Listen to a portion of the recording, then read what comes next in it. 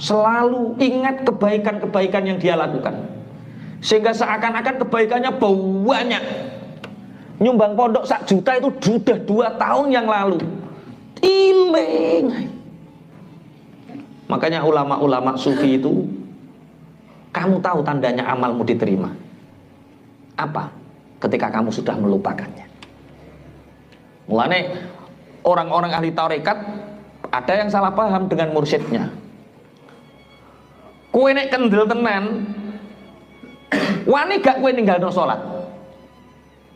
Kalau kamu memang orang hebat, berani gak kamu meninggalkan salat? Walah, mursyid loh yang dawuh ini, mursyid thariqah yang dawuh seperti itu. Akhirnya sing muridnya sing kendel, aku ya wani kok sing ngongkon guru.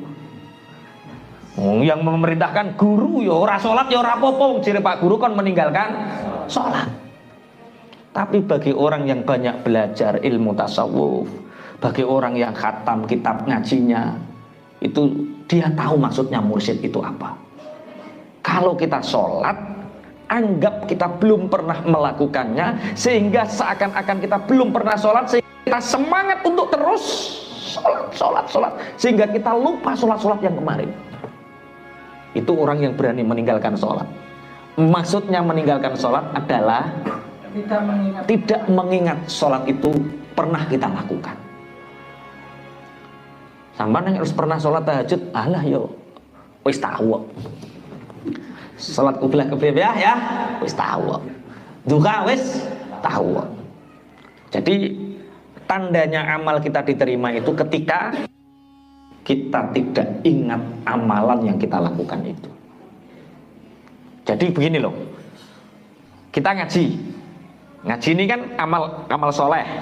Iki wis dilaporno malaikat, ret. Lah teko sama dunia. Cek po iling-iling, urung sampai lupa lagi munggah ke langit pertama. Diseleksi, seret di hatinya, sudah tidak diingat. Dia akalnya sudah diingat, munggah terus. Lah, ketika amal ibadah, amal soleh yang kita lakukan masih ingat di dalam pikiran dan hati kita, itu tandanya masih gantung di sama itunya.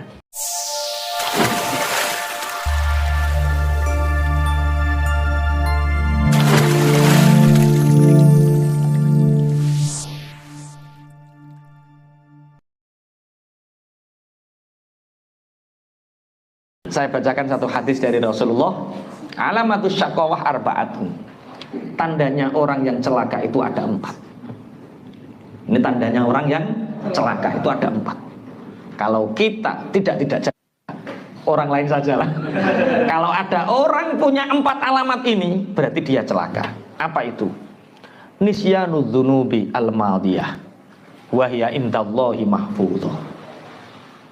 Tanda-tandanya orang yang celaka itu dia mudah melakukan dosa dan melupakannya. Mudah melakukan dosa dan melupakannya, sehingga karena terbiasa ini seakan-akan dia tidak pernah berdosa. Orang yang mudah melakukan dosa dan melupakannya, sehingga dosa itu dianggap ringan semua. Karena dianggap ringan semua, sehingga dosa ini dosa. Orang yang terbiasa melihat wanita cantik itu mengira bahwa memandang wanita cantik itu tidak berdosa. Tapi kalau orang yang zuhud, orang yang wirai, jangankan melihat wanita cantik, melihat bayangannya saja dia takut, wirai. Sehingga ketika melihat sekali saja sudah dianggap dosa. Nah, sampean kan bonus terus rono ngono to ya. Ini enggak. Piye? Ya ora usah melengah. Nek wong syariat kan ketemu pertama berarti bonus. Nek melengah wis dosa. Orang yang wirai tidak. Orang yang wirai aduh ngerusak hati, ngomong.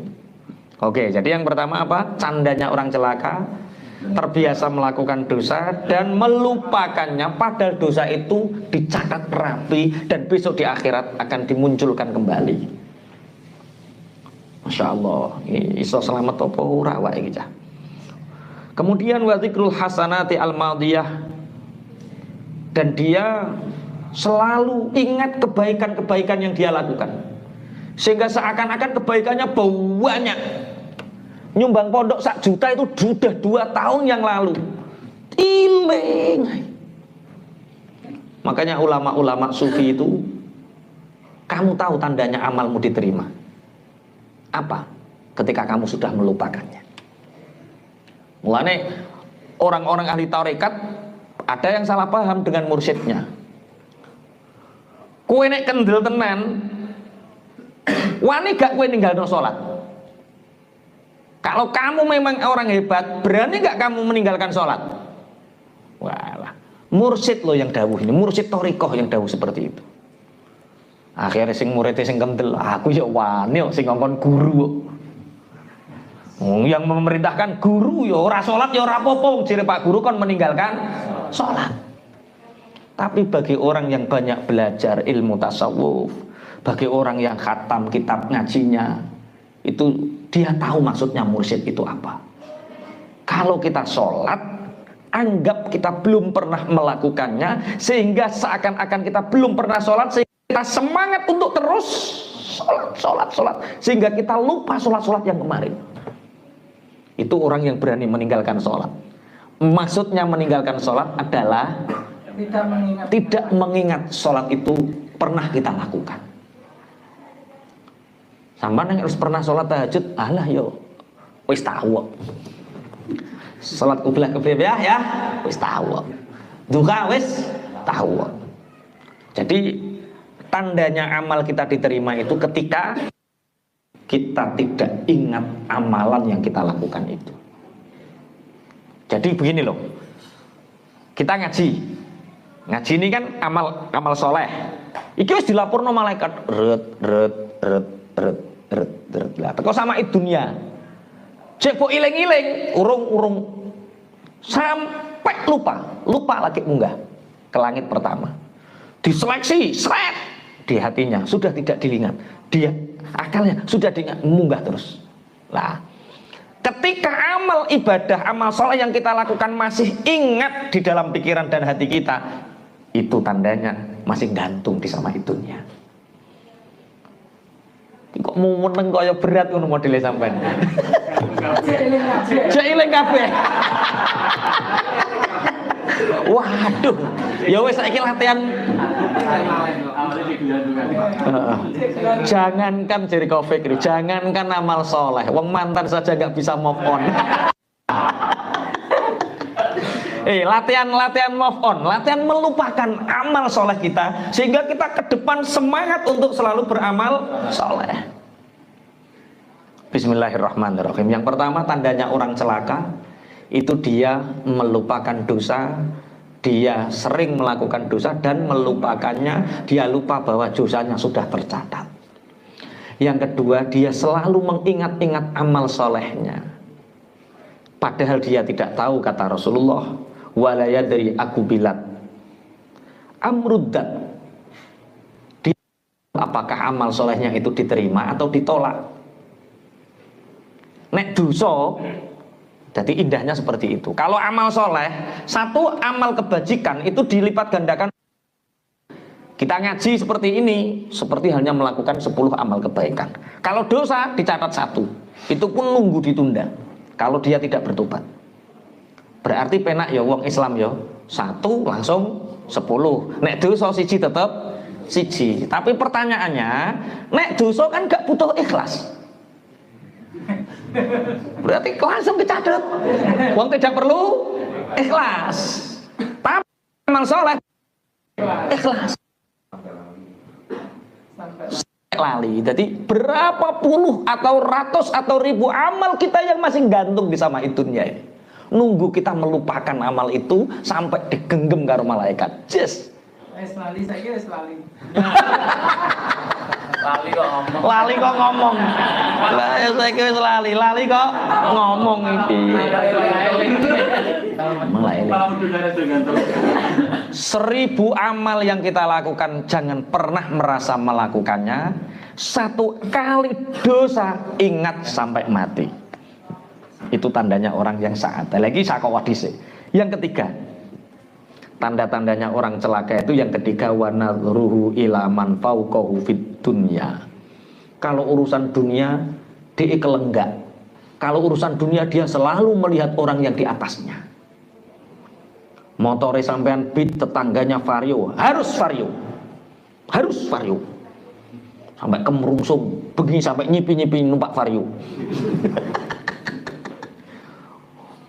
Rumah tanggane ditingkat. Aku ya kudu iso ningkat. Sampai nyipi-nyipi manggon omah tingkat. Bareng sampean tuku vario, tanggane tuku mobil. Mobil larang-larang Xenia dhisik. Bareng sampean cenut kok aku lagi tuku vario anyar kok kudu tuku Xenia. Aku kudu tuku sak dhuwure. Iki umpama sampean sing wedok ngene terus sampean dadi bojone iki kira-kira kuru apa ora iki? Insyaallah. Wa nadhruhu ila man fawqahu fid dunya. Melihat urusan dunia kepada orang yang ada di atasnya. Walam yardha bil qismah. Sehingga orang seperti ini dia tidak ridho dengan bagian hidupnya. Kemerungsung bahasa Jawa nih. Bahasa Indonesia ini gak ngerti aku. Kemerungsung, serba terus kurang, sehingga orang yang kemerungsung serba kurang ini tidak pernah bisa menikmati hidup, karena dia selalu ngitung jumlah kekayaan orang, jumlah kenikmatan orang, sehingga dia lupa kenikmatannya sendiri. Piye to Pak wau gitu lho, piye kok tambah kedonyan lah, piye lah genyo inovane saiki ya wis ganti anyar, lah genyo sawahe tambah telung kedok, lah genyo terus dicateti bojone sitok bojone enggak, artine dia kok pinter, kok iso ngitung bandane wong liya, terus ayeme sok apa ya hitung ya harta kita sendiri. Alhamdulillah dihitung dewi, alhamdulillah dihitung dewi. Ojo tambah ngenes, syukur. Mbok hitung tambah ngenes. Lah mboten ngenes pripun to Pak? Wong rekenenge mau eneng 10.000, nole tambahi dhewe. Ora ono bedane, enggak ada bedanya nol yang disahkan BRI sama mbok tambahi dhewe, gak ono bedane. Nol. Wasi terus lho akeh lho. Nikmati hidup itu, nikmati. Satu tandanya orang yang celaka, melupakan dosa, mudah melakukan dosa dan melupakan. Dia lupa bahwa dosa itu sudah dicatat. Yang kedua, selalu mengingat amal soleh, amal kebaikan, sedangkan dia tidak tahu amal solehnya itu diterima atau tidak.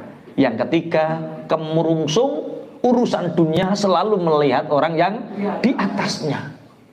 Ada yang bisa mencontohkan melihat orang yang di atasnya itu? Piye Pak Ikram? Contohnya wong delok wong sak dhuwure terus piye? Terlalu kurir amal. Oh, panjang angan-angan. Heeh. Seakan-akan selalu ingin melebihi dia. Oh lah, iku wis loro tenan ya wong ngono. Tulul amal, panjang angan-angan, muluk cita-cita. Sehingga dia tidak pernah selesai dengan dirinya. Yang keempat, wa nadhruhu ila man tunahu fid dini, dan melihat urusan agama kepada orang yang ada di bawahnya. Masya Allah, kowe ngono ki nek salat yo jangkep to, jamaah gak. Alah, kono jangkep. Aku ora patek jangkep ya ora apa-apa. Lah kowe ora jangkep piye? Baturku tambah nemen. Mok sitok sedina. Maghrib tok lah ya wong urusan agama kok delok wong sak ngisore. Berapa kali saya selalu membahas tentang fadilah jamaah. Tapi orang-orang yang tidak jamaah merasa tersakiti. Kaya pangeran wae. Lah ya wong aku maca hadise Kanjeng Nabi. Kok tambah DE ku ora ngandel karo hadis Nabi ku piye? Supaya benerno DE. Kita ditakdirkan oleh Allah bisa sholat itu sudah luar biasa. Ya luar biasa, tapi apa ngono terus? Ngaji ku mbok sing tertib. Ya saiki iso sholat ping pisan, sesuk ping pindho, ping 5. Ping 5 ora jamaah nambahi jamaah, ada urut-urutannya. Jangan kok ngene iki iso sholat wis untungan. tak umpami jamaah di rumah sama istri gimana Pak? Rokan. Kok ono wong lanang sholat jamaah ning jero omah rokan. Laki-laki itu jamaahnya di masjid, di musola, banyak orang syiar. Pakai rok. Gak paham. Lah yo takon rokan itu maksudnya tak rok kok tambah rokokan.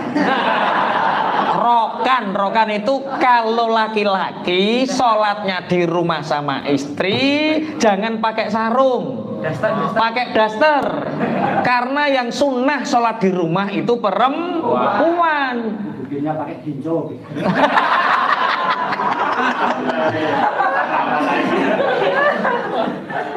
Ora sah takok lebih abdul mana laki-laki sholat jamaah di rumah atau di masjid atau ibaratnya pondok ya di santri. Ya namanya syiar jamaah itu laki-laki ya di luar, baik di musola, di pondok atau di masjid. Kalau perempuan di rumah. Tapi kalau begitu istri saya nggak sholat jamaah. Kalau memang ke masjid nggak menjadi fitnah, ajak ke masjid. Enak orang zaman modern ini. Kalau pakai dalil sholat, dalilnya di rumah. Tapi ayatul hijab gak dibaca, ke pasar biasa.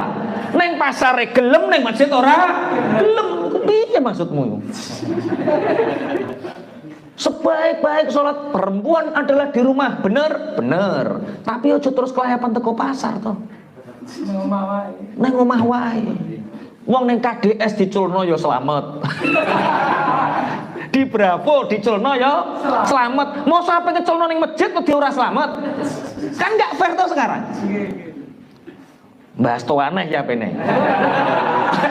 Kok tuwae sing bahas iku. Panggilane Gusti Allah yang sejati lu tekani. Pun alamatnya orang celaka dalam urusan dunia dia melihat orang di atasnya, dalam urusan akhirat agama dia melihat orang di bawahnya. Lu wong bu awake aja iso salat, tanggane ora salat kok.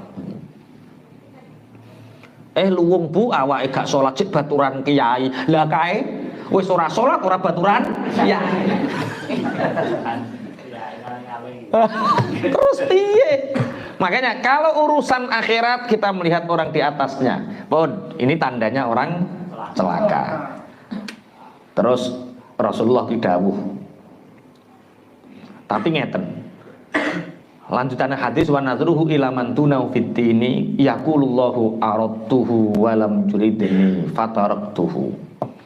Kalau urusan akhirat agama dia melihat orang di bawahnya, kemudian Allah mengatakan, aku mengharapkanmu. Aku mengharapkanmu. Aku ingin menolongmu. Dari mana aku ingin menolongku? Kata Allah.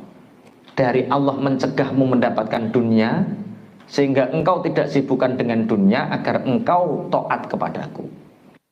Ada orang yang sibuk dunia, akhirnya tidak sakit. Dari sakitnya dia bisa taat kepada Allah. Ada orang yang sulit mencari pekerjaan, sehingga dalam kesulitannya itu dia tidak disibukkan oleh dunia, sehingga dia nyembah sama Allah, taat sama Allah. Mestinya seperti itu. Justru ketika aku beri kesulitan kepadamu, aku mengharapkan kamu datang kepadaku, kata Allah. Tapi kamu menjauh. Aku beri kamu sakit agar kamu mendekat kepadaku, kamu menjauh. Aku cegah kamu dari dunia, kamu menjauh. Karena kamu sudah tidak mengharapkan aku lagi, fataraktuhu, maka aku meninggalkannya. Dan orang yang paling celaka itu orang yang sudah ditinggalkan Allah. Kita boleh kehilangan apapun, tapi jangan sekali-kali kita kehilangan Allah. Dunia pasti meninggalkan kita, anak istri pasti meninggalkan kita, santri pasti meninggalkan kita. Yang tidak meninggalkan kita hanya Allah. Wais saiki bahas wa alamatus sa'adah. Tanda-tandanya orang yang beruntung itu arbaatun, ada 4. Zikrul dzunubi al-madiyah bin nadmi wal istighfar. Yang pertama adalah mengingat dosa yang kita lakukan dengan penyesalan dan istighfar. Astagfirullah. Ketika kita beristighfar, ingat dosa kita. Astagfirullah. Makanya dalam bahasa-bahasa yang lain, tandanya orang yang celaka itu jumudul ain. Apa jumudul ain? Jumudul ain itu mata yang tidak pernah menangis. Jadi sing angel nangis zikir ora nangis, roh wong susah ora nangis, hati-hati. Itu jangan-jangan hati kita yang keras, mata kita yang jumud sehingga hati tidak mudah tersentuh untuk menangis. Jumudul ain. Bismillahirrahmanirrahim. Yang pertama apa tadi? Tandanya orang yang beruntung yaitu mengingat dosa dengan penyesalan dan istighfar. Kemudian wanisyanul hasanatil madiyah. Yang kedua adalah melupakan kebaikan-kebaikan yang pernah dilakukannya. Melakukan kebaikan-kebaikan sehingga ka'annaha lam taqo' minhu. Seakan-akan kita tidak pernah melakukannya. Li'annaha la takhlu minal ilali, karena kebaikan yang kita lakukan tidak pernah lepas dari salah. Pak Wiwit sudah sholat? Belum. Loh, sudah masuk waktunya? Saya belum merasa melakukan sholat, karena di sholatku itu banyak kesalahan, sehingga aku akan semangat untuk terus melakukan sholat. Orang kok alah timbang sholat rati terima rasa pisan celaka itu. Orang yang celaka. Orang yang beruntung itu orang yang tidak pernah merasa melakukan kebaikan sehingga dia akan terus jadi membandingkan antara dosa dengan kebaikan kok akeh dosane, sehingga kita akan punya ghirah, semangat untuk terus melakukan kebaikan. Lah nek neng wong merasa ganjarane akeh kan alah wis akeh, sehingga orang itu malas untuk berbuat baik. Yang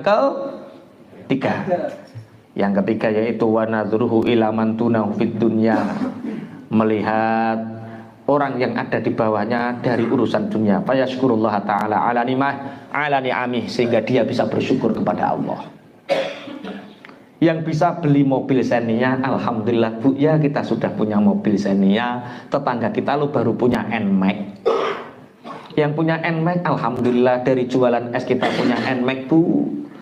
Itu tangga sebelah baru punya Scoopy yo. Yang punya Scoopy, alhamdulillah, tetangga kita baru punya Beat. Yang punya Beat, alhamdulillah, tetangga kita masih punya Supra X. Supra X, alhamdulillah, kita sudah Supra X Bu ya. Tetangga kita itu L2 Super. L2 Super menangi ya lulak-luluk Super itu. Yang lulak-luluk Super, alhamdulillah Bu, kita sudah punya L2 Super. Tetangga kita itu baru BMX, sepeda ontel. Yang sepeda on Polygon BMX, alhamdulillah kita masih bisa naik sepeda. Lah kae neng di melaku.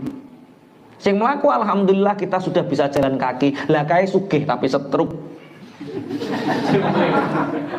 Nah, sing setruk alhamdulillah aku cek iso zikir, mulut masih bisa berzikir, sholat masih bisa. Lah pinggir kae apa Pak? Mati. Kita masih hidup.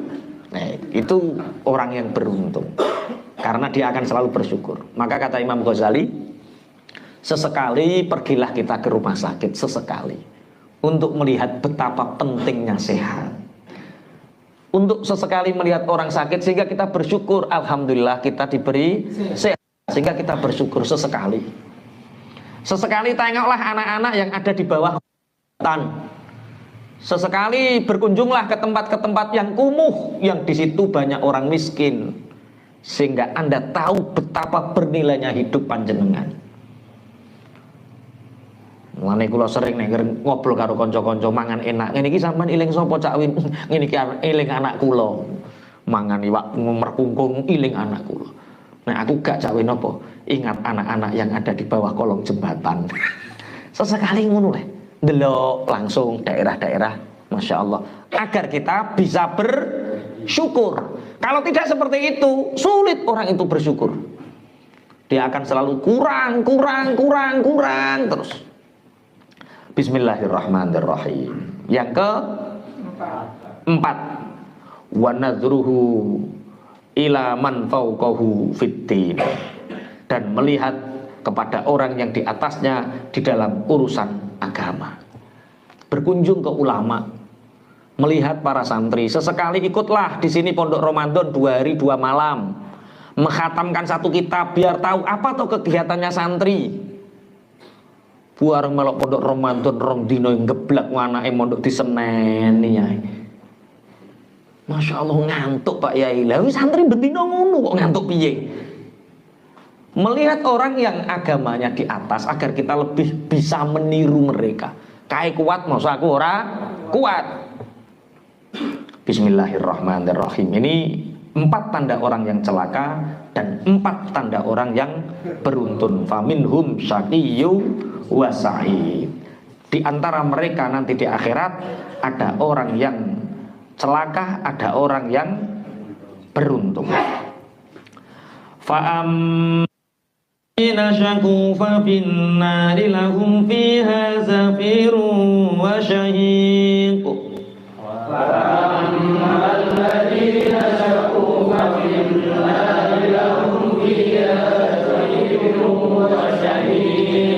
Khalidina fiha ma damatis samawati wal ardu illa ma syaa rabbuk.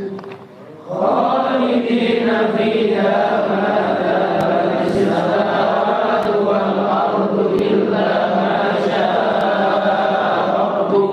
Inna rabbaka fa'alun lima yurid. Inna rabbaka fa'alun lima yurid. Fa'ammal ladzina mungko anapun utawi wong akeh iku fa'ammal ladzina mungko anapun utawi wong akeh syaku kang padha cilaka sapa alladzina iku fa finnari mongko tetep ing dalem neraka lahum kang iku tetep kedue alladzina fiha ing dalem nar zafirun utawi swara kang mengkos-mengkos wa syahikun lan swara kang mingsek-mingsek khalidina hale kang padha langgeng kabeh fiha ing dalem nar madamat ing dalem selagine langgeng apa samawatu pira-pira langit wal ardu lan bumi ilama kejaba barang sya'aka ngersakaken sapa rabbuka pangeran sira. Inna rabbaka stune pangeran sira iku fa'alun zat kang akeh agawene lima maring barang yuridu kang ngersakaken sapa Allah imma. Maka adapun orang-orang yang celaka itu besok dia akan ke neraka lahum fiha zafir wa syahid. Maka mereka itu akan mempunyai suara yang sangat kesakitan. Cara wong menggih-menggih mengkos-mengkos ning perkara kesakitan. Syahikun niku mingsek-mingsek saking sakite. Mereka nanti akan hanya punya suara yang sangat kesakitan. Khalidina fiha ma damatis samawati wal ardu illa ma syaa rabbuk. Mereka di neraka itu abadi, seabadinya langit dan bumi kecuali apa yang telah ditentukan oleh Tuhanmu. Ini ada 2 tafsir tentang khalidina fiha ma damatis samawati wal ard. Tafsir yang pertama as-samawati wal ard ini mereka abadi selama langit dan bumi masih abadi.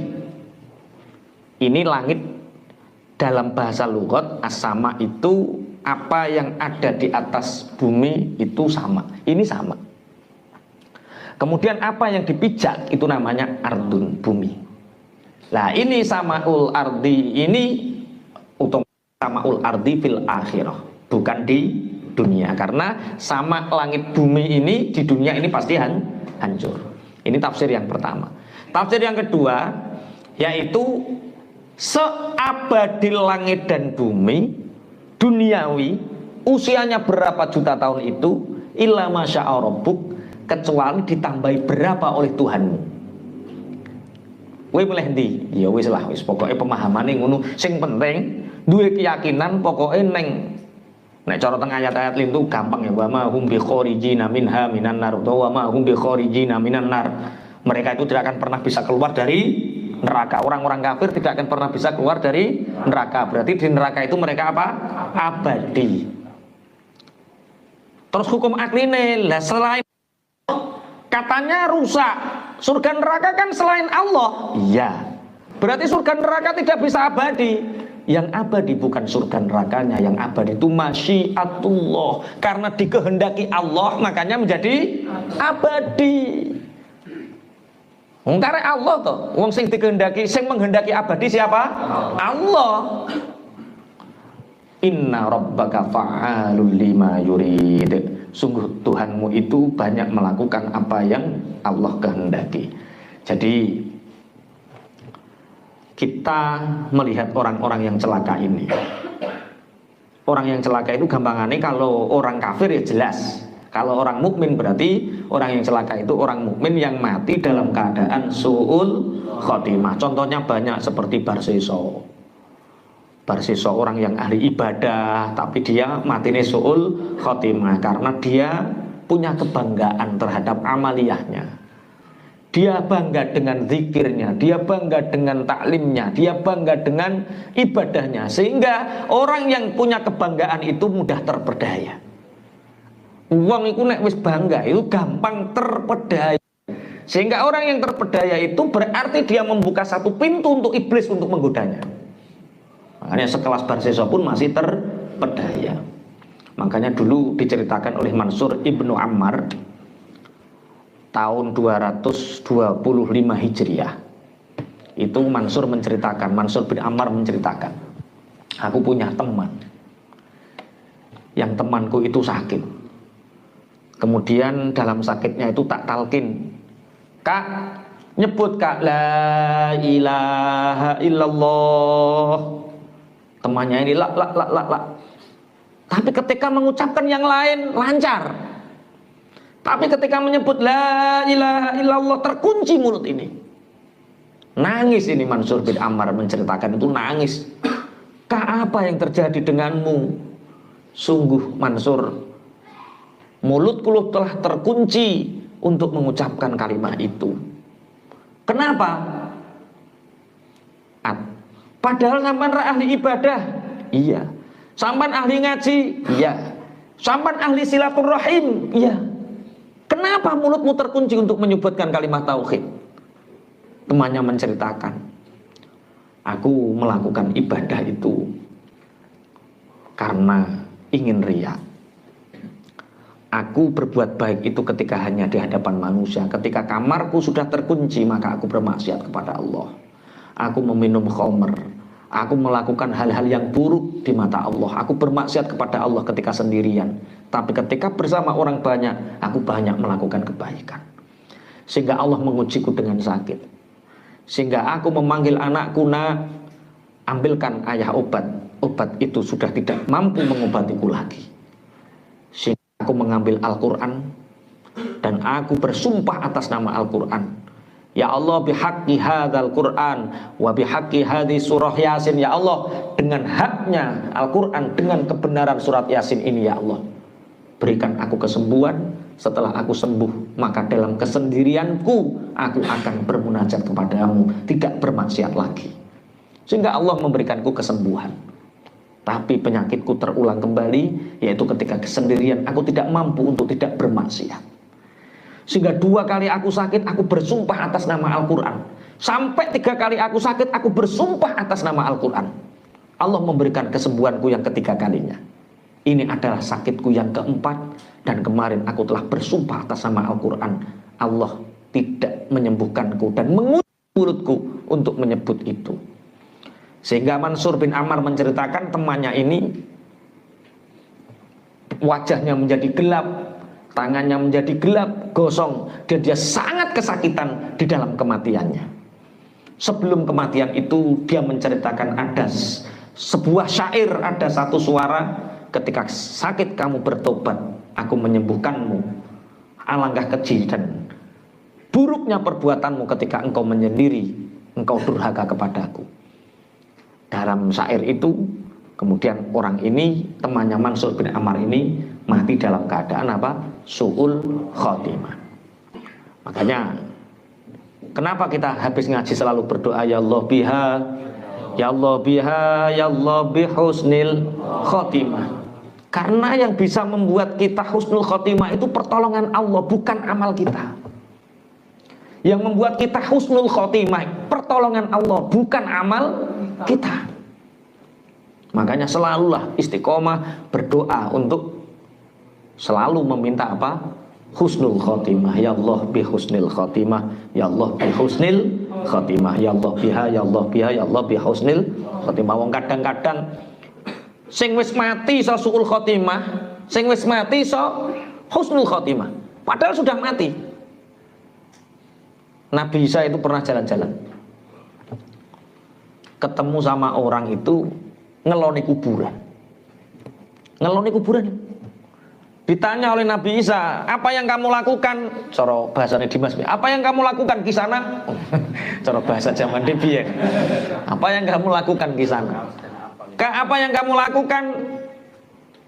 Aku ini pengantin baru beberapa bulan istriku sakit dan meninggal, sehingga aku tidak rela untuk kehilangannya.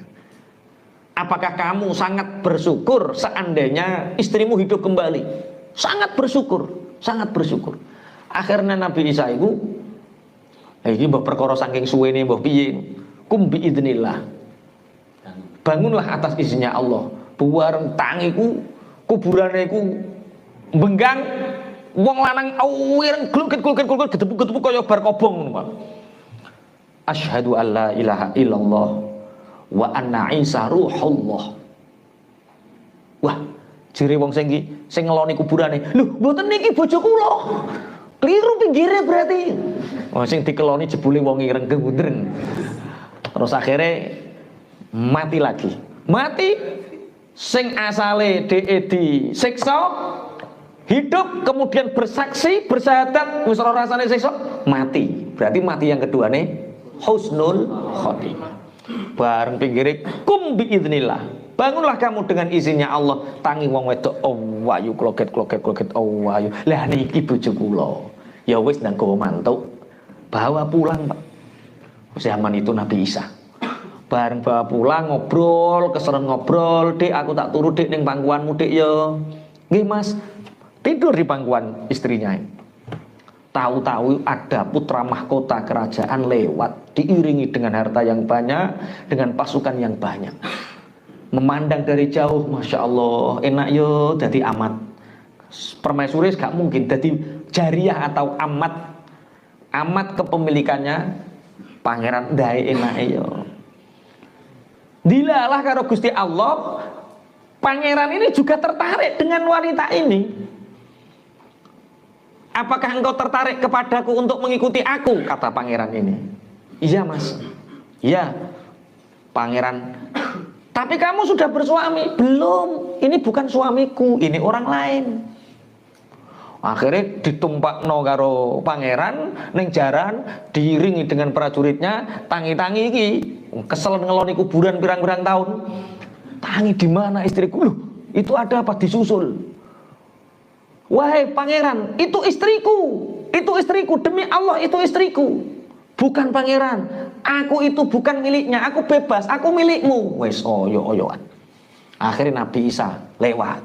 Lah ini saksinya, ini Nabi Isa, Ruhullah, ini saksinya, dia yang menghidupkan kamu dari kematianmu. Tidak, aku tidak merasa. Nabi Isa tolong beri keputusan kepada kami. Nabi Isa berdoa, siapa yang berbohong, dia akan dikembalikan ke asalnya. Mati wong wedok iki. Su'ul khotimah, mengke husnul khotimah bareng matine su'ul khotimah, perkara gendeng karo wong lanang. Mulane hati-hati nek dadi pelakor. Bisa mati dalam keadaan su'ul khotimah. Pun. Wa ammal ladzina su'idu fa fil jannati khalidina fiha ma damatis samawati wal ardu illa ma syaa rabbuk. Wa ammal ladzina su'idu fa fil jannati khalidina fiha ma damatis samawati wal ardu illa ma syaa ata'an ghaira majzuz. Wa ammal ladzina lan anapun utahe wong akeh suidu kang den paringi kebahagiaan jan sapa alladzina iku fil jannati mongko tetep ing dalam swarga khalidina hale kang abadi kabeh fiha ing dalam jannah madama ing dalam selagine langgeng apa as-samawati pira-pira langit wal ardu lan bumi illa masya kejaba perkara sya kang ngersakaken sapa buka pangeran sira apa an kelawan peparing ora majududin kang ora pegot-pegot. Adapun orang-orang yang beruntung besok mereka akan di surga, yaitu orang yang beriman dan mati dalam keadaan husnul khatimah di surga yang abadi. Apa an ghairu majudud? Itu adalah pemberian yang tidak akan pernah terputus-putus. Lah Orang yang beruntung itu adalah orang, jadi surga itu tempat yang sangat tinggi. Surga itu tempat yang tinggi, derajat yang tinggi, diberikan kepada orang-orang yang merendahkan hatinya. Orang-orang sombong itu tidak bisa meraih derajat yang tinggi. Orang yang sombong dia akan dihinakan, orang yang sombong dia akan direndahkan. Sedangkan orang yang rendah hati dia akan ditinggikan. Orang yang sujud tempatnya di atas. Orang sing dangak tempatnya di bawah. Makanya kita bisa belajar dari 6 makhluk yang punya rasa tawadhu, sehingga orang 6 makhluk yang tawadhu ini sangat dimuliakan oleh Allah. Ada 6 makhluk, yang 6 makhluk ini sangat tawadhu sekali. Yang pertama 6 tawadhu itu adalah gunung judi. Gunung yang siapa? Gunung judi. Gunung judi itu gunung apa? Gunung di mana Allah menyandarkan perahunya Nabi Nuh. Ketika terjadi banjir bandang, itu Allah berfirman kepada semua gunung di dunia ini, siapa di antara kalian yang siap untuk ditempatkan sandaran bagi kapalnya Nabi Nuh? Semua mengacungkan diri dan semua merasa dia yang paling layak dan dia yang paling pantas. Tapi ada satu gunung yang dia tidak bersuara, diluk, dan dia hanya, aku ini siapa? Aku ini tidak pantas untuk ditempati sandaran kapalnya Nabi Nuh yang sangat besar. Akhirnya ketawaduan gunung judi ini dipilih oleh Allah untuk tempat bersandar. Yang kedua adalah Gunung Sinai, Tursina. Tursina itu apa? Gunung Sina. Ketika Allah berfirman kepada gunung-gunung, aku punya Rasul, punya Nabi yang aku ajak berbicara dengannya. Aku menentukan tempat di gunung-gunung ini siap untuk aku gunakan kali berbicara dengan, berfirman dengan Nabi Musa.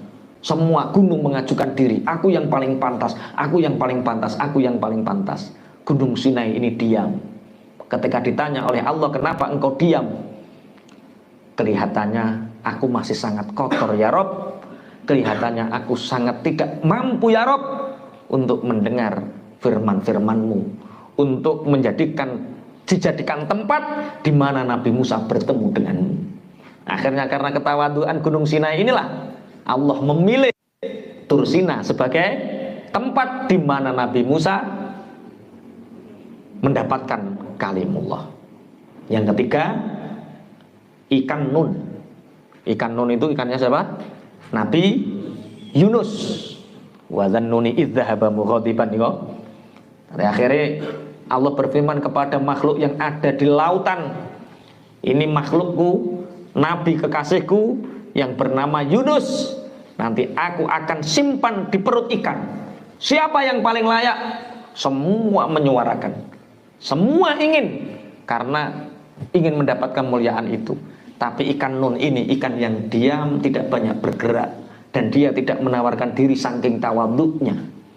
Akhirnya ikan Nun ini dipilih oleh Allah. Yang keempat, lebah, nahl. Apa? Lebah. Allah berfirman kepada semua makhluk yang terbang di dunia ini, hai burung-burung semua yang bisa terbang, aku akan menjadikan di tubuh kalian obat, madu, yang bisa mengobati manusia dan mengobati binatang yang lain. Semua merasa ini pasti aku, ini pasti aku, ini pasti aku, ini pasti aku, pasti aku. Mulai dari burung yang besar, burung yang sangat besar, burung yang kecil, semua merasa lebah ini sangat lemah. Dia sangat merasa tidak mampu, di dalam dirinya ada obat. Aku ini kecil, bagaimana mungkin aku bisa di dalam tubuhku ada obat untuk manusia? Tapi justru karena kerendahan hati lebah inilah, lebah dipilih Allah. Di dalam tubuh lebah ada yang bernama madu. Maka kalau ingin dipilih oleh Allah, jadilah orang yang tawadhu. Yang kelima, ketika Allah berfirman kepada Nabi Ibrahim, man anta? Nabi Ibrahim jawab, kholiluka, ana kholiluka. aku kekasihmu. Ketika Allah bertanya kepada Nabi Musa, man anta? Ana kalimuka. Aku yang engkau ajak bicara. Kemudian ketika Rasulullah ditanya, Nabi Muhammad SAW ditanya oleh Allah dalam mi'rajnya, man anta? Dijawab, ana yatimun. Aku. Karena jawaban Rasulullah inilah menjadikan Rasulullah terpilih untuk menjadi pemimpin para rasul dan nabi, kerendahan hati. Yang keenam adalah mukmin yang tawadhu. Mukmin yang tawadhu ini derajatnya diangkat oleh Allah. Kita bisa belajar dari Abu Ayyub Al-Ansori.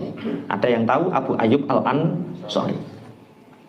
Ketika Rasulullah berhijrah dari Mekah menuju Madinah, orang-orang kaya Madinah itu sudah menyambut kedatangan Rasulullah, menghias rumahnya, nyepaki daharan sing wakeh, dan menyambut kedatangan Rasulullah dengan memegang kendali unta Rasulullah. Ya Rasulullah, monggo pinarak tenggen kula, monggo pinarak tenggen kula, monggo mampir tenggen kula.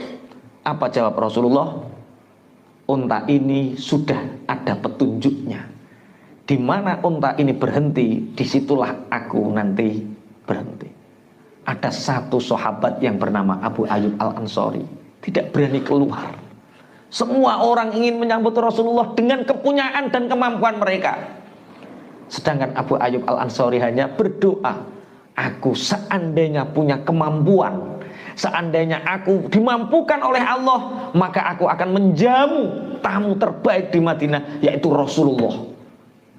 Gak wani metu, karena dia tidak merasa bisa menjamu Rasulullah.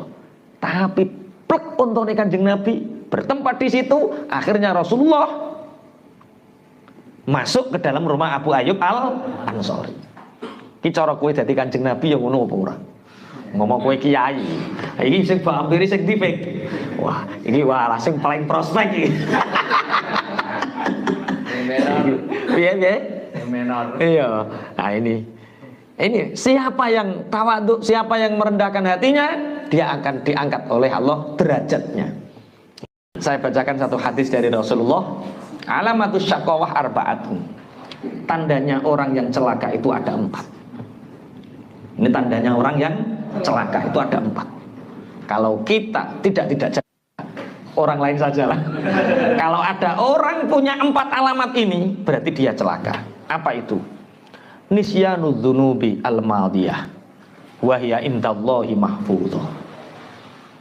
Tanda-tandanya orang yang celaka itu dia mudah melakukan dosa dan melupakannya.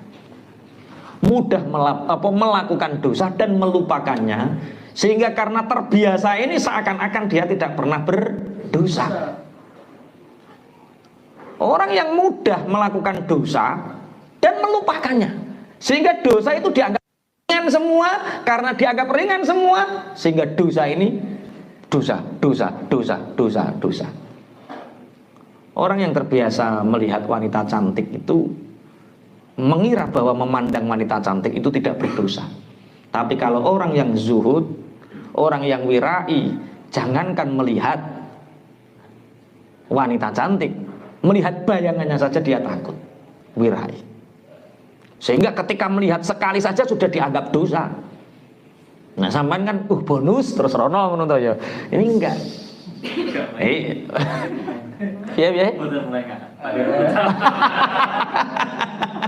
Ya ora usah melengah. Nek wong syariat kan ketemu pertama berarti bonus. Nek melengah wis dosa. Orang yang wirai tidak. Orang yang wirai aduh ngerusak hati. Oke, jadi yang pertama apa? Tandanya orang celaka, terbiasa melakukan dosa dan melupakannya, padahal dosa itu dicatat rapi dan besok di akhirat akan dimunculkan kembali. Masya Allah, iso selamat apa ora wae iki cah. Kemudian wa dzikrul hasanati al-madiyah, dan dia selalu ingat kebaikan-kebaikan yang dia lakukan, sehingga seakan-akan kebaikannya banyak. Nyumbang pondok 1 juta itu sudah 2 tahun yang lalu. Iling. Makanya ulama-ulama sufi itu kamu tahu tandanya amalmu diterima? Apa? Ketika kamu sudah melupakannya.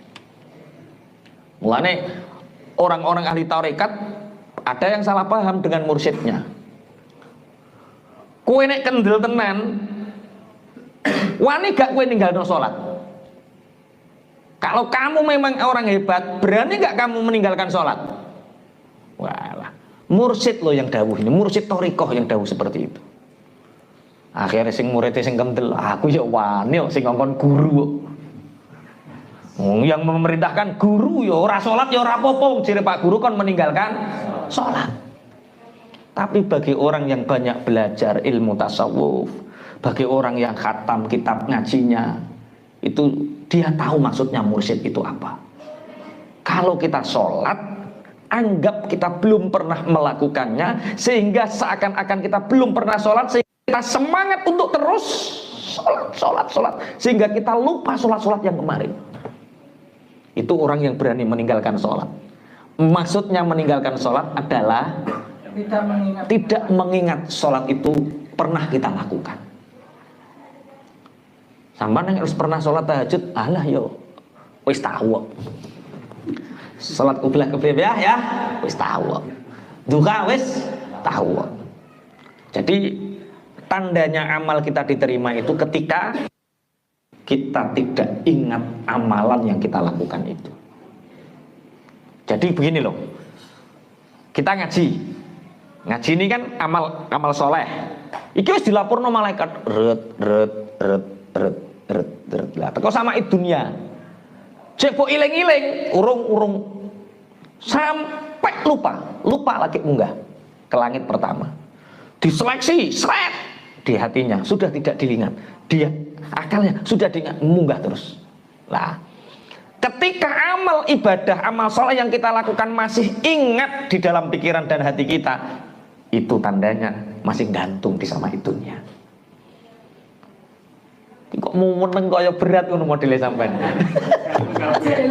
Jek eling kabeh. Waduh, ya wis saiki latihan. Jangankan jeri Covid itu, jangankan amal soleh, wong mantan saja nggak bisa move on. Latihan move on, latihan melupakan amal soleh kita, sehingga kita ke depan semangat untuk selalu beramal soleh. Bismillahirrahmanirrahim. Yang pertama tandanya orang celaka itu dia melupakan dosa, dia sering melakukan dosa dan melupakannya, dia lupa bahwa dosanya sudah tercatat. Yang kedua, dia selalu mengingat-ingat amal solehnya, padahal dia tidak tahu, kata Rasulullah, wala yadri aku bilat amruddat, apakah amal solehnya itu diterima atau ditolak. Nek dosa, jadi indahnya seperti itu. Kalau amal soleh, satu amal kebajikan itu dilipat gandakan. Kita ngaji seperti ini, seperti hanya melakukan 10 amal kebaikan. Kalau dosa dicatat 1, itu pun nunggu ditunda kalau dia tidak bertobat. Berarti penak ya wong Islam ya, 1 langsung 10. Nek dosa siji tetep siji. Tapi pertanyaannya, nek dosa kan gak butuh ikhlas. Berarti langsung dicatat. Wong tidak perlu ikhlas. Tapi amal soleh ikhlas. Lali. Jadi berapa puluh atau ratus atau ribu amal kita yang masih gantung di sama itunya. Nunggu kita melupakan amal itu sampai digenggam karo malaikat. Yes. Lali saya kira lali. Lali kok ngomong.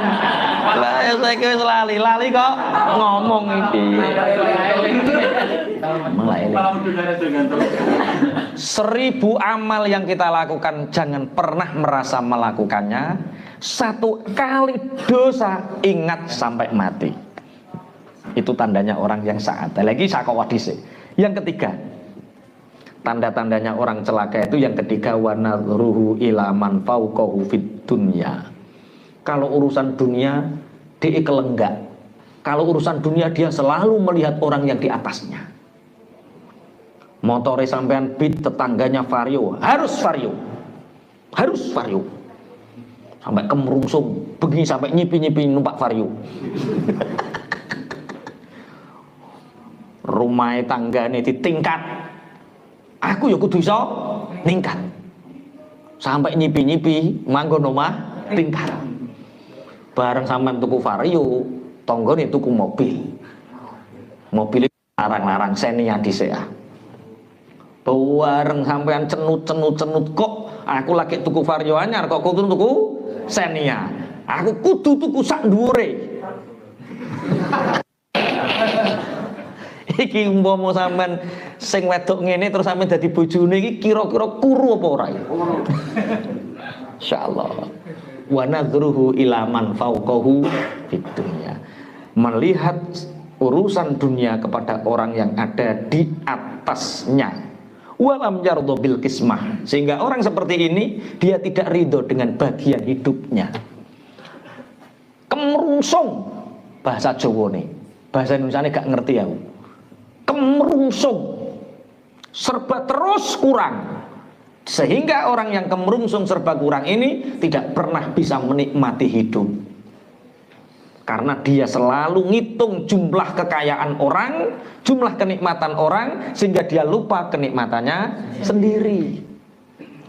Piye to Pak wau gitu lho, piye kok tambah kedonyan? Lah piye? Lah genyo inovane saiki ya wis ganti anyar. Lah genyo sawahe tambah 3 kedhok. Lah genyo terus dicateti. Bojone sitok, bojone. Enggak artine dia kok pinter, kok iso ngitung bandane wong liya terus ayeme sok apa? Ya hitung ya harta kita sendiri, alhamdulillah. Alhamdulillah dihitung dhewe, alhamdulillah dihitung dhewe. Aja tambah ngenes, syukur. Mbok hitung tambah ngenes. Lah mboten ngenes pripun to Pak? Wong rekenenge mau eneng 10.000, nole tambahi dhewe. Ora ono bedane, enggak ada bedanya nol yang disahkan BRI sama mbok tambahi dhewe, gak ono bedane. Nol. Wasi terus lho akeh lho. Nikmati hidup itu, nikmati. Satu tandanya orang yang celaka melupakan dosa, mudah melakukan dosa dan melupakan. Dia lupa bahwa dosa itu sudah dicatat. Yang kedua, selalu mengingat amal soleh, amal kebaikan, sedangkan dia tidak tahu amal solehnya itu diterima atau tidak. Yang ketiga, kemerungsung urusan dunia, selalu melihat orang yang di atasnya. Ada yang bisa mencontohkan melihat orang yang di atasnya itu? Piye Pak Ikram? Contohnya wong delok wong sak dhuwure terus piye? Terlalu kurir amal. Oh, panjang angan-angan. Heeh. Seakan-akan selalu ingin melebihi dia. Oh lah, iku wis loro tenan ya wong ngono. Tulul amal, panjang angan-angan, muluk cita-cita. Sehingga dia tidak pernah selesai dengan dirinya. Yang keempat, wa nadruhu ila man tunahu fiddini, dan melihat urusan agama kepada orang yang ada di bawahnya. Masya Allah, kowe ngono ki nek salat yo jangkep to, jamaah gak. Alah, kono jangkep. Aku ora patek jangkep ya ora apa-apa. Lah kowe ora jangkep piye? Baturku tambah nemen. Mok sitok sedina. Maghrib tok. Lah ya wong urusan agama kok ndelok wong sak ngisore. Berapa kali saya selalu membahas tentang fadilah jamaah, tapi orang-orang yang tidak jamaah merasa tersakiti. Kaya pangeran wae. Kaya pangeran wae. Lah ya wong aku maca hadise Kanjeng Nabi. Kok tambah DE ku ora ngandel karo hadise Nabi ku piye? Supaya benerno DE. Kita ditakdirkan oleh Allah bisa sholat itu sudah luar biasa. Ya luar biasa, tapi apa ngono terus? Ngaji ku mbok sing tertib. Ya saiki iso salat ping pisan, sesuk ping pindho, ping 5. Ping 5 ora jamaah nambahi jamaah, ada urut-urutannya. Jangan kok ngene iki iso salat wis untungan. Saat umpami jamaah di rumah sama istri gimana Pak? Rokan.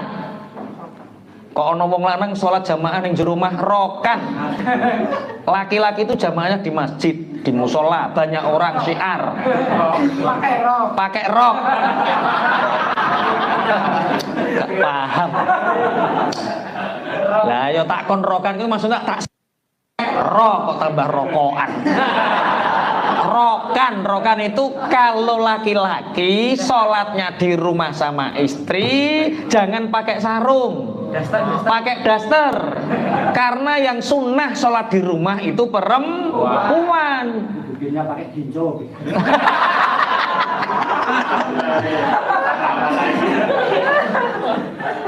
Ora sah takok lebih abdul mana laki-laki sholat jamaah di rumah atau di masjid atau ibaratnya pondok ya di santrian.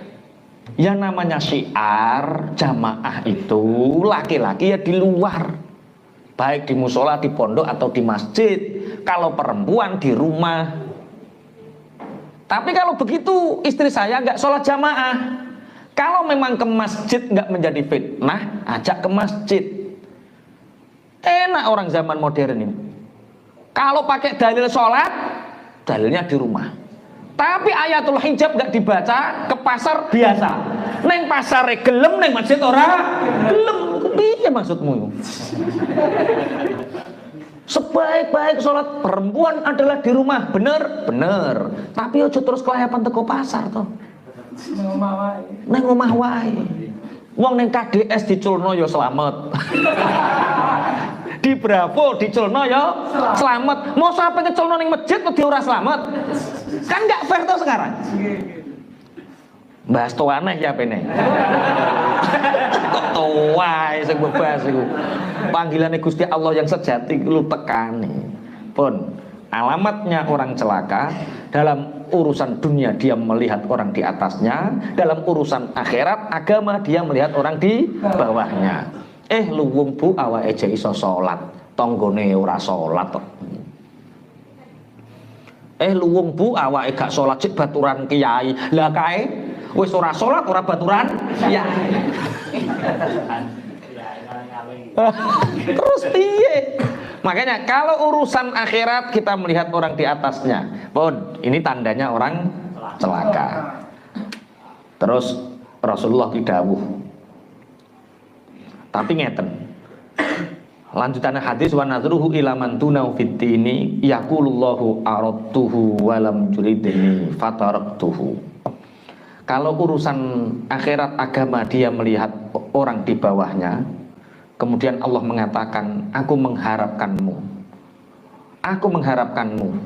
aku ingin menolongmu. Dari mana aku ingin menolongku? Kata Allah, dari Allah mencegahmu mendapatkan dunia, sehingga engkau tidak sibukkan dengan dunia, agar engkau taat kepadaku. Ada orang yang sibuk dunia, akhirnya tidak sakit. Dari sakitnya dia bisa taat kepada Allah.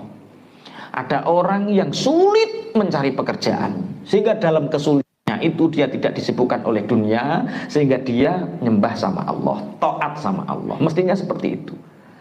Justru ketika aku beri kesulitan kepadamu, aku mengharapkan kamu datang kepadaku, kata Allah, tapi kamu menjauh.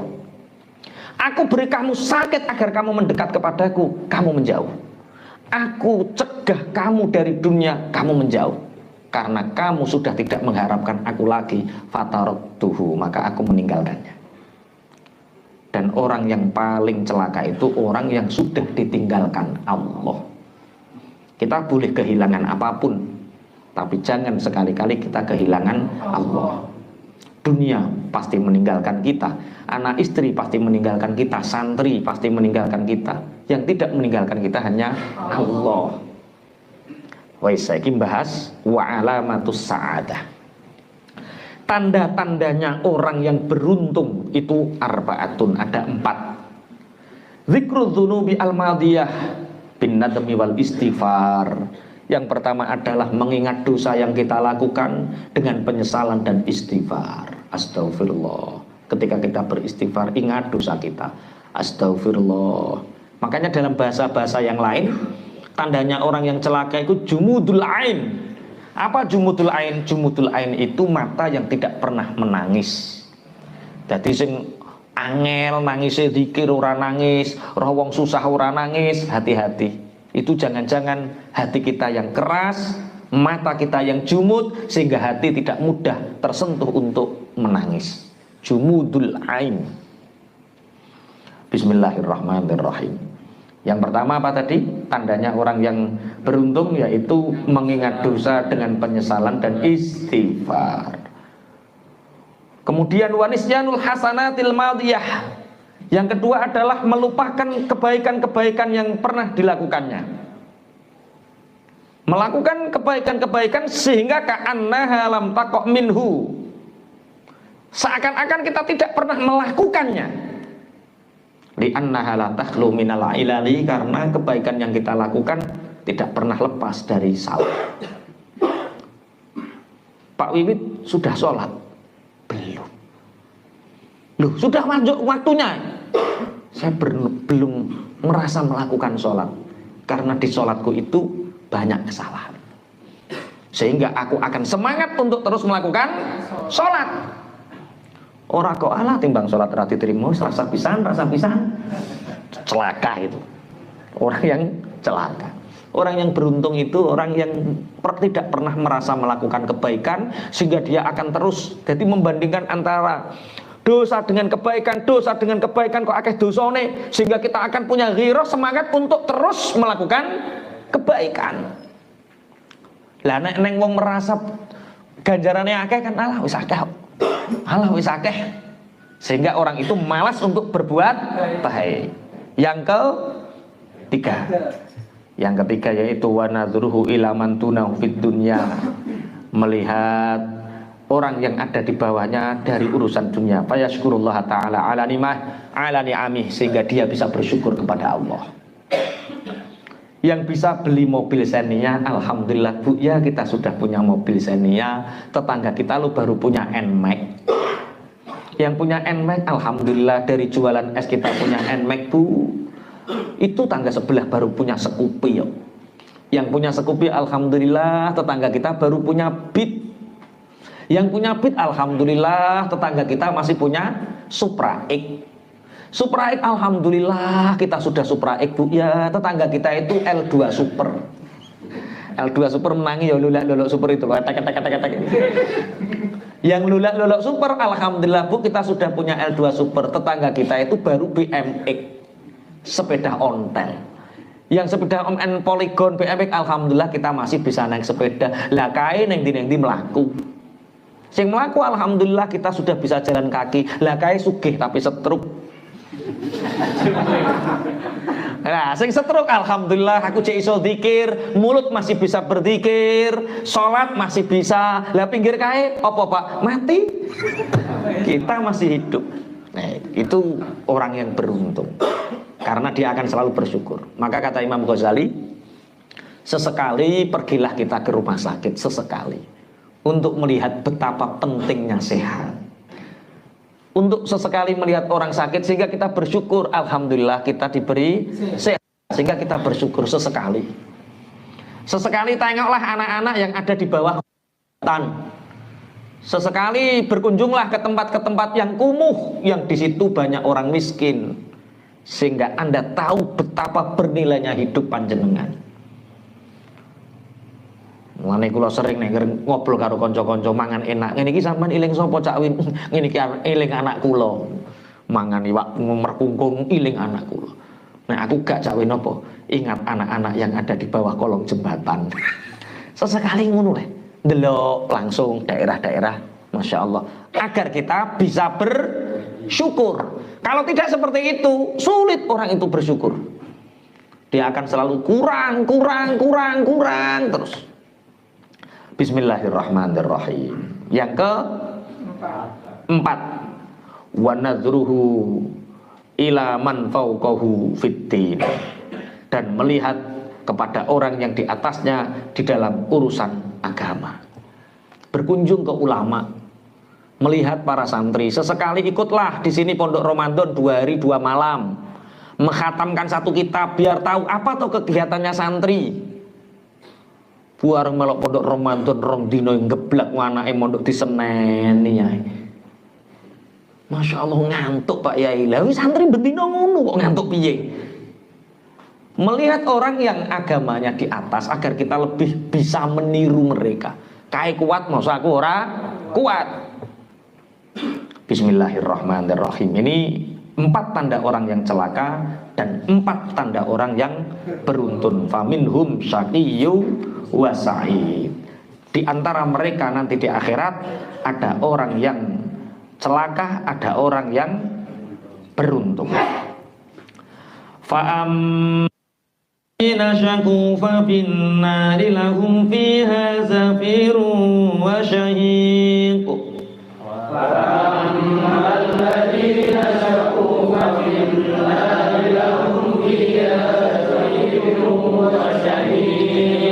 Khalidina fiha ma damatis samawati wal ardu illa ma syaa rabbuk. Khalidina fiha ma damatis samawati wal ardu illa ma syaa rabbuk. Inna rabbaka fa'alun lima yurid. Inna rabbaka fa'alun lima yurid. Fa'ammal ladzina mungko anapun utawi wong akeh iku fa'ammal ladzina mungko anapun utawi wong akeh syaku kang padha cilaka sapa alladzina iku fa finnari mongko tetep ing dalem neraka lahum kang iku tetep kedue alladzina fiha ing dalem nar zafirun utawi swara kang mengkos-mengkos wa syahikun lan swara kang mingsek-mingsek.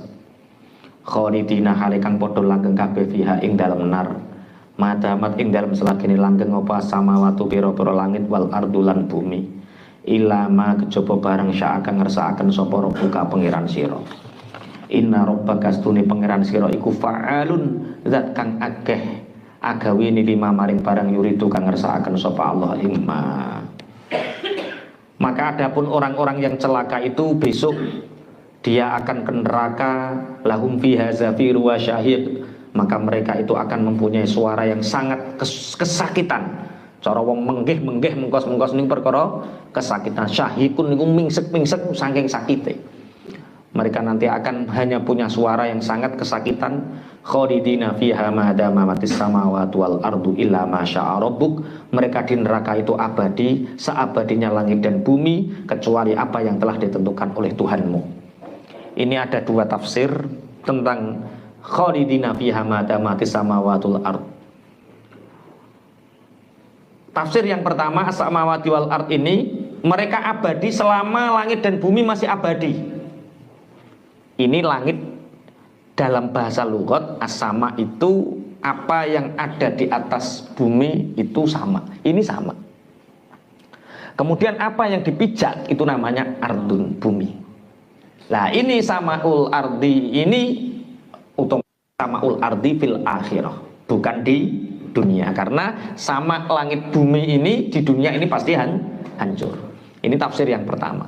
Tafsir yang kedua yaitu seabadi langit dan bumi duniawi usianya berapa juta tahun itu illa masya'a rabbuk kecuali ditambahi berapa oleh Tuhanmu. Kowe milih ndi? Ya wis lah, wis pokoke pemahamane ngono. Sing penting duwe keyakinan pokoke ning nek cara teng ayat-ayat lintu gampang ya, wa ma hum bi kharijina minha minan nar wa ma hum bi kharijina minan nar. Mereka itu tidak akan pernah bisa keluar dari neraka. Orang-orang kafir tidak akan pernah bisa keluar dari neraka. Berarti di neraka itu mereka apa? Abadi.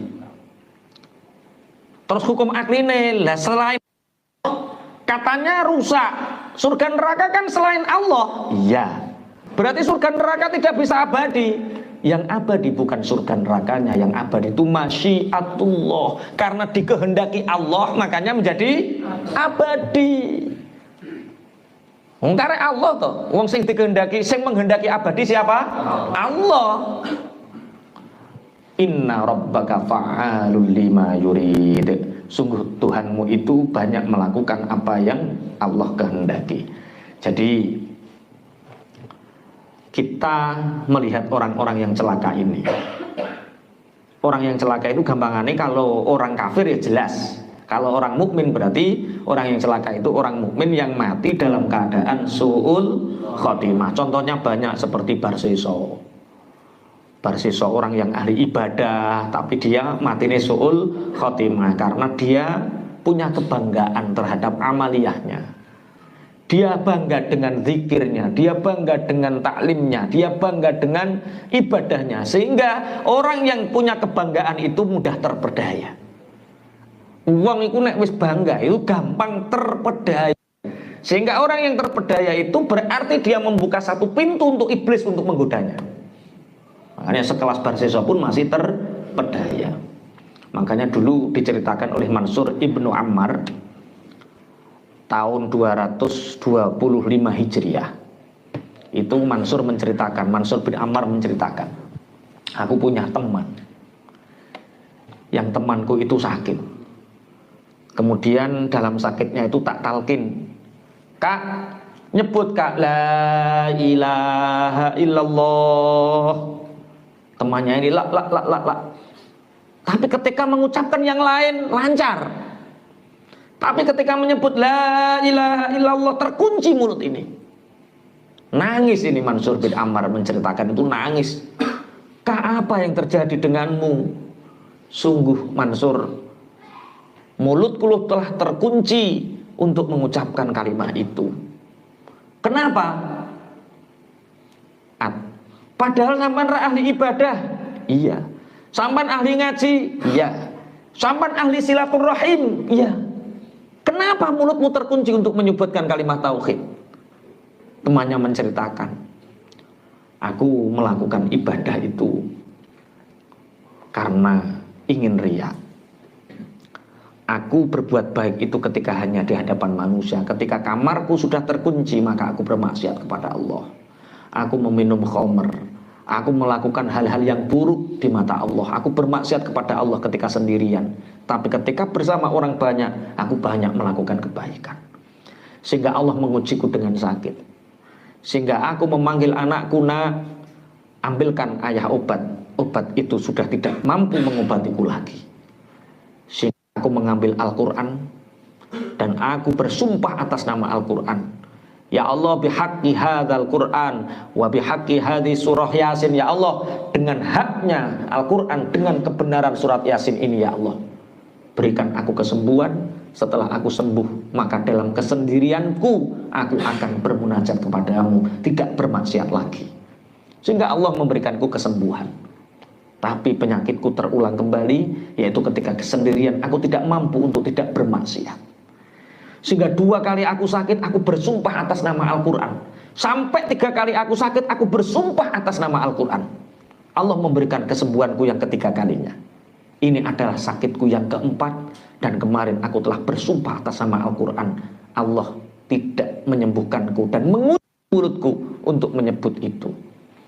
Sehingga Mansur bin Ammar menceritakan temannya ini wajahnya menjadi gelap, tangannya menjadi gelap, gosong, dan dia sangat kesakitan di dalam kematiannya. Sebelum kematian itu dia menceritakan ada sebuah syair, ada satu suara, ketika sakit kamu bertobat, aku menyembuhkanmu.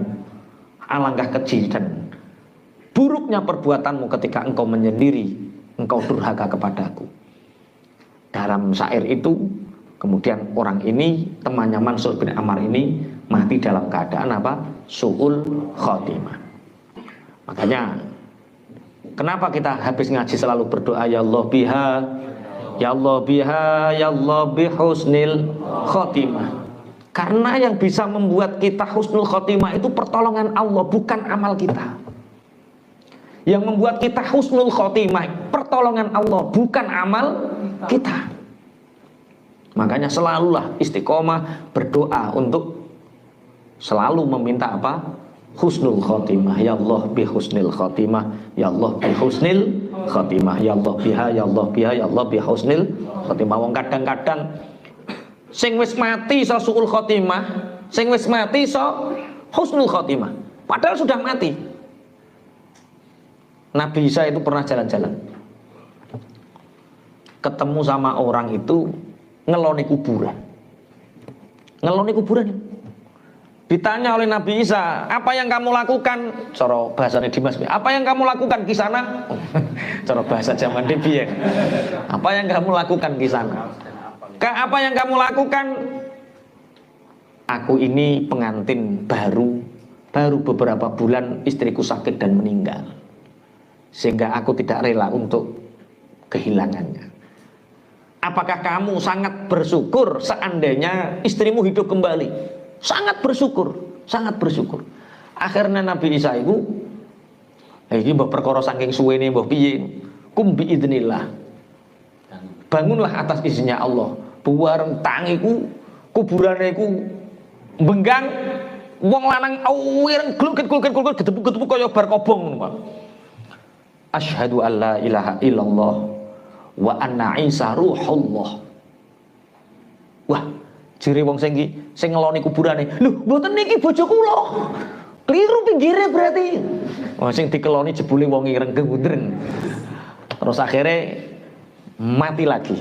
Mati sing asale dhek disiksa hidup kemudian bersaksi bersyahadat wis ora rasane siksa mati. Berarti mati yang kedua nih husnul khotimah.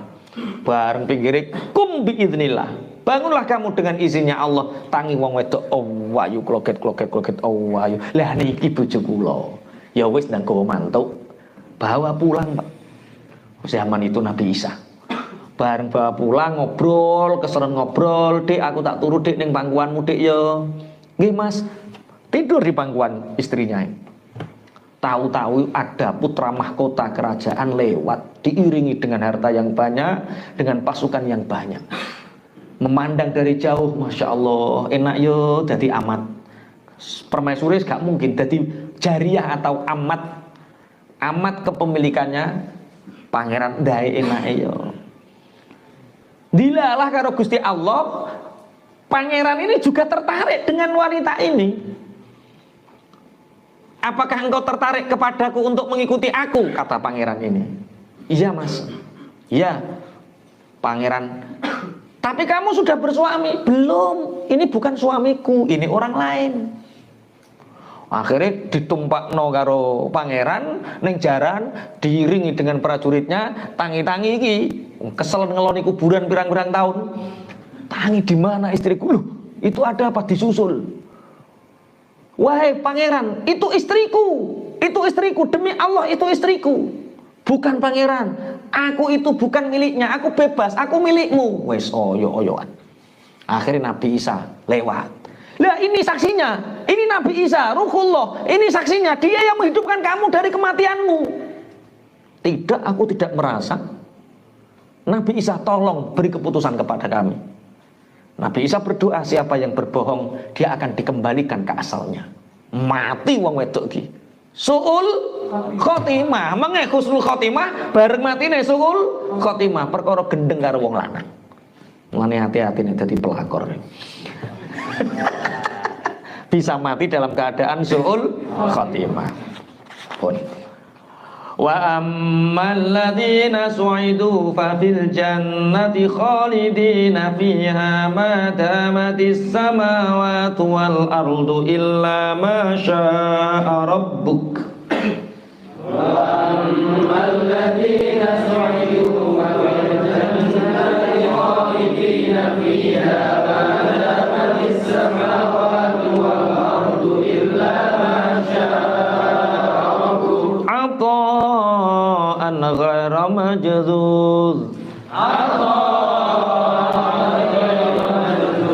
Wa ammal ladzina lan anapun utahe wong akeh suidu kang den paringi kebahagiaan jan sapa alladzina iku fil jannati mongko tetep ing dalam swarga khalidina hale kang abadi kabeh fiha ing dalam jannah madama ing dalam selagine langgeng apa as-samawati pira-pira langit wal ardu lan bumi illa masya kejaba perkara sya kang ngersakaken sapa buka pangeran sira apa an kelawan peparing ora majudutin kang ora pegot-pegot. Adapun orang-orang yang beruntung besok mereka akan di surga, yaitu orang yang beriman dan mati dalam keadaan husnul khatimah di surga yang abadi.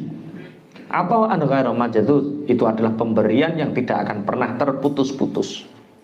Lah, orang yang beruntung itu adalah orang, jadi surga itu tempat yang sangat tinggi. Surga itu tempat yang tinggi, derajat yang tinggi, diberikan kepada orang-orang yang merendahkan hatinya. Orang-orang sombong itu tidak bisa meraih derajat yang tinggi. Orang yang sombong dia akan dihinakan, orang yang sombong dia akan direndahkan. Sedangkan orang yang rendah hati dia akan ditinggikan. Orang yang sujud tempatnya di atas. Orang sing dangak tempatnya di bawah. Makanya kita bisa belajar dari 6 makhluk yang punya rasa tawadhu, sehingga orang 6 makhluk yang tawadhu ini sangat dimuliakan oleh Allah. Ada 6 makhluk, yang 6 makhluk ini sangat tawadhu sekali. Yang pertama 6 tawadhu itu adalah gunung judi. Gunung siapa? Gunung judi. Gunung judi itu gunung apa? Gunung di mana Allah menyandarkan perahunya Nabi Nuh. Ketika terjadi banjir bandang, itu Allah berfirman kepada semua gunung di dunia ini, siapa di antara kalian yang siap untuk ditempatkan sandaran bagi kapalnya Nabi Nuh? Semua mengacungkan diri dan semua merasa dia yang paling layak dan dia yang paling pantas. Tapi ada satu gunung yang dia tidak bersuara, diluk, dan dia hanya, aku ini siapa? Aku ini tidak pantas untuk ditempati sandaran kapalnya Nabi Nuh yang sangat besar. Akhirnya ketawaduan gunung judi ini dipilih oleh Allah untuk tempat bersandar. Yang kedua adalah Gunung Sinai, Tur Sina. Tur Sina itu apa? Gunung Sina. Ketika Allah berfirman kepada gunung-gunung, aku punya Rasul, punya Nabi yang aku ajak berbicara dengannya. Aku menentukan tempat di gunung-gunung ini siap untuk aku gunakan kali berbicara dengan, berfirman dengan Nabi Musa. Semua gunung mengajukan diri, aku yang paling pantas, aku yang paling pantas, aku yang paling pantas. Gunung Sinai ini diam. Ketika ditanya oleh Allah, kenapa engkau diam? Kelihatannya aku masih sangat kotor ya Rob. Kelihatannya aku sangat tidak mampu ya Rob untuk mendengar firman-firmanmu, untuk dijadikan tempat di mana Nabi Musa bertemu denganmu. Akhirnya karena ketawaduan Gunung Sinai inilah Allah memilih Tur Sina sebagai tempat di mana Nabi Musa mendapatkan kalimullah. Yang ketiga, ikan Nun. Ikan Nun itu ikannya siapa? Nabi Yunus. Wa dzannuni idz dzahaba mughadiban. Akhirnya Allah berfirman kepada makhluk yang ada di lautan, ini makhlukku, nabi kekasihku yang bernama Yunus, nanti aku akan simpan di perut ikan. Siapa yang paling layak? Semua menyuarakan, semua ingin, karena ingin mendapatkan muliaan itu. Tapi ikan Nun ini ikan yang diam, tidak banyak bergerak, dan dia tidak menawarkan diri saking tawadhu'nya. Akhirnya ikan Nun ini dipilih oleh Allah. Yang keempat, lebah, Nahl. Apa? Lebah. Allah berfirman kepada semua makhluk yang terbang di dunia ini, hai burung-burung semua yang bisa terbang, aku akan menjadikan di tubuh kalian obat, madu yang bisa mengobati manusia dan mengobati binatang yang lain. Semua merasa ini pasti aku, ini pasti aku, ini pasti aku, ini pasti aku, pasti aku. Mulai dari burung yang besar, burung yang sangat besar, burung yang kecil, semua merasa lebah ini sangat lemah. Dia sangat merasa tidak mampu, di dalam dirinya ada obat. Aku ini kecil, bagaimana mungkin aku bisa di dalam tubuhku ada obat untuk manusia? Tapi justru karena kerendahan hati lebah inilah lebah dipilih Allah. Di dalam tubuh lebah ada yang bernama madu. Maka kalau ingin dipilih oleh Allah, jadilah orang yang tawadhu. Yang kelima, ketika Allah berfirman kepada Nabi Ibrahim, man anta? Nabi Ibrahim jawab, kholiluka, ana kholiluka, aku kekasihmu. Ketika Allah bertanya kepada Nabi Musa, man anta? Ana kalimuka, aku yang engkau ajak bicara. Kemudian ketika Rasulullah ditanya, Nabi Muhammad SAW ditanya oleh Allah dalam mi'rajnya, Man anta?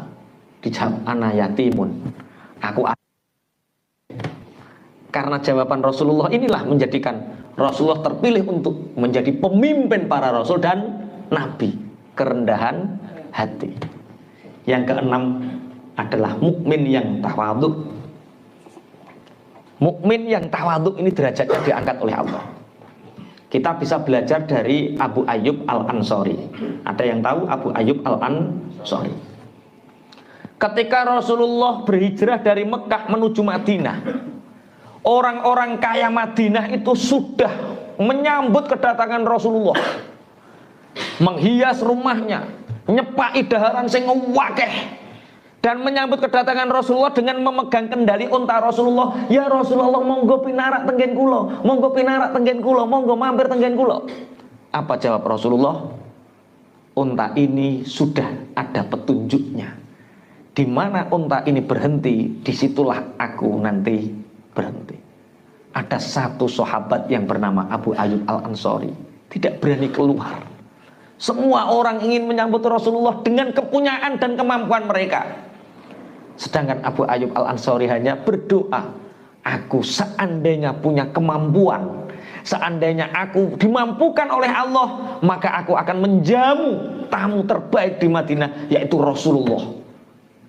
Gak wani metu, karena dia tidak merasa bisa menjamu Rasulullah.